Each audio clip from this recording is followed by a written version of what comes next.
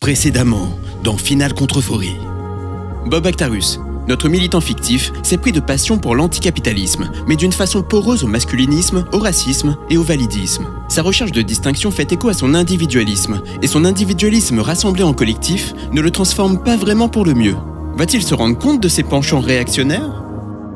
On dit même que ces malandrins se plantent des cuillères dans la cuisse. Le côté rond. Oui. On a hâte de voir le Joker 3, les pauvres petits blancs et les barbares français. Mais avant ça, allons dire au revoir à Bob Actarus. Boba est de retour et n'a pas apprécié l'épisode d'hier. Bien que se présentant comme opposé à l'extrême droite, la droite, les macronistes et le PS comme toute personne de gauche, Bob Actarus se voit vivement critiqué. Il trouve insensé qu'on critique ses porte-paroles et ses influenceurs stars, alors qu'ils soutiennent la Palestine. La preuve par la Palestine, enfin! Parce que je rappelle que leurs espaces d'épanouissement dépendent de très grosses coordonnées, comme simplement être contre le fascisme ou simplement être pour la Palestine. Venez, les zouailles. Croire qu'ils caricaturent, qu'ils trollent, nous préservent de leur effarante sincérité. Ici, je pointe le fait qu'une seule position louable ne confère pas d'immunité pour vos autres positions ou agissements. Il y a cette unidimensionnalité, et puis il y a l'autre face de la même pièce, qui multiplie les angles jusqu'au relativisme. Ce qui donne de fabuleux touristes pensant la radicalité via la multiplication d'angles. Même pièce, quart libéral, quart moral. Ce serait étonnant que vous ne vous y retrouviez pas. Les libéraux, c'est vraiment pas ça qui manque, mais restez concentrés. Chez les unidimensionnels, Bob Actarus, les puants Villepin et Blanche Gardin peuvent être des camarades, tout comme les premiers agresseurs sexuels venus, à peine repentis, ou pas. De l'autre côté, chez les relativistes radicaux, l'arbre de compétences devra être optimisé. Tous les critères ayant force de loi, un fétichisme que je décris dans Timelapse numéro 4. Boba déteste ces doubles maléfiques et réciproquement, les deux camps sont épris de radicalisme rigide. La seule idée qu'il puisse y avoir plusieurs points de vue lui fait faire des cauchemars. Boba le sent, que sa pleine légitimité, l'idée qu'il se fait de lui-même, souffrirait que la clarté politique qui le séduit tant soit mitigée.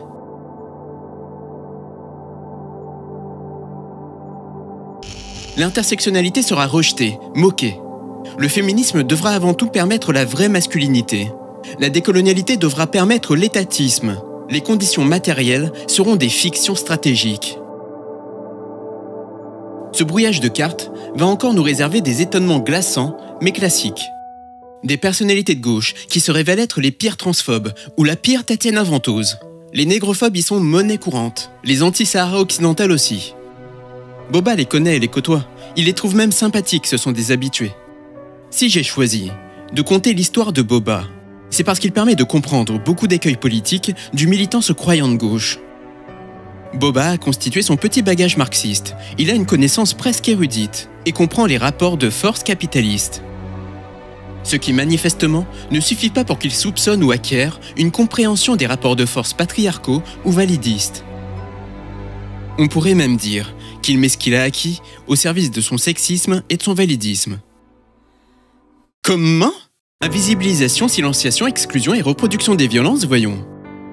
En interaction avec les membres de son groupe, Boba est un conservateur des vraies valeurs de gauche et un libéral de basse intensité. En interaction avec les autres, Boba est un libéral flamboyant. Avant toute chose, il va exiger de ses interlocuteurs que son groupe soit reconnu à sa juste valeur. Son ego en dépend, et il ne s'agit plus que de ça. Il guette les signes, méchanceté ou gentillesse, sincérité ou malhonnêteté, CV militant et hypocrisie. Il récite les gammes de l'individualisation politique, mépris, humiliation. Dernier rempart, avant la psychologisation dont raffolent Paris Match et BFM. Parce qu'il faut se donner raison à soi, au milieu dans lequel on s'épanouit et aux amis prêtres influenceurs. Les arguments seront pauvres. Je connais quelqu'un. Moi, en tant que concerné, je suis concerné. J'ai un ami concerné. Nous sommes beaucoup à penser ça. Sociabiliser avec les fascistes, c'est aussi faire sienne leur rhétorique du ressentiment. Le sociologue Félicien Faury montre que les électeurs du parti nazi ont construit un rapport conflictuel, oppositionnel, avec la connaissance et la figure du professeur. Il est frappant de constater à quel point, pour ces électeurs du RN, ce sont les élites proprement culturelles ou les élites du diplôme qui suscitent le plus d'hostilité et de défiance. Élite toute relative d'ailleurs, tant les donneurs de leçons qu'on évoque sont parfois simplement des responsables associatifs locaux, des cadres d'un service culturel de la ville, des instituteurs de l'école d'à côté, etc. Comment expliquer ce hiatus entre les écarts sociaux souvent minimes et les antagonismes sociologiques particulièrement forts qu'ils suscitent? Il faut peut-être rappeler que c'est le niveau de diplôme qui est le marqueur le plus prédictif du vote RN, davantage encore que le niveau de revenu. Les électeurs RN se caractérisent ainsi par une faiblesse relative de leur capital culturel par rapport à leur capital économique, et en particulier au sein de l'électorat lepéniste sudiste. Cette caractéristique a des implications importantes sur les manières subjectives d'apprécier sa propre place au sein de la société. De fait, les électeurs rencontrés ont le sentiment de devoir leur position sociale moins à leurs investissements scolaires qu'à leurs efforts au sein de la sphère professionnelle. C'est le travail, plus que l'école, qui leur a permis d'accéder à un emploi stable et à un petit patrimoine.